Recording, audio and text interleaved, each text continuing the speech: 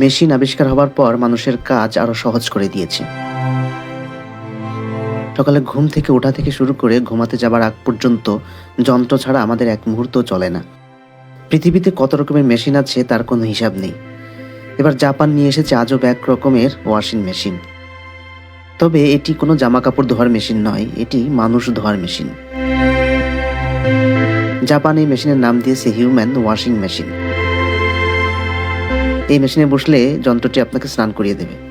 সঙ্গে আছে নানান ধরনের সিনেমা দেখার সুযোগ। স্নান করতে করতে বিনোদন দুনিয়ার প্রতিচ্ছবি ভেসে উঠবে আপনার চোখের সামনে। এ নিয়ে দেশটির এক সংবাদ মাধ্যম জানিয়েছে, ওসাকা শহরভিত্তিক সায়েন্স নামের শাওয়ার হেড তৈরির এক কোম্পানি এই অদ্ভুত যন্ত্রটি তৈরি করেছে, যা দেখতে অনেকটা ফাইটার জেটের ককপিটের মতো।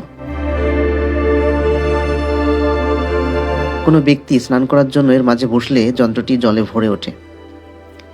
জলের তাপমাত্রা ঠিক রাখতে যন্ত্রটি সেন্সরের মাধ্যমে ওই ব্যক্তির পালস বা নাড়ি এবং শরীরের অন্যান্য তথ্য মেপে নিতে পারবে।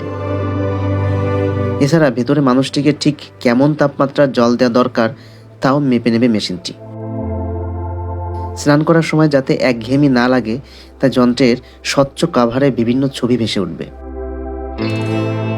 প্রতিদিন 8 জন পর্যন্ত মানুষ এই মেশিন উপভোগ করতে পারবে।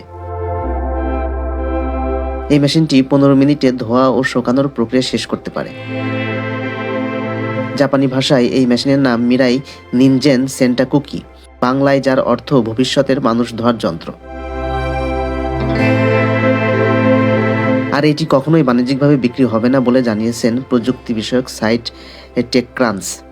2025 সালের এপ্রিলে জাপানের ওসাকা শহরে হতে যাওয়া এক এক্সপোতে সাধারণ মানুষের জন্য দেখানো হবে এটি।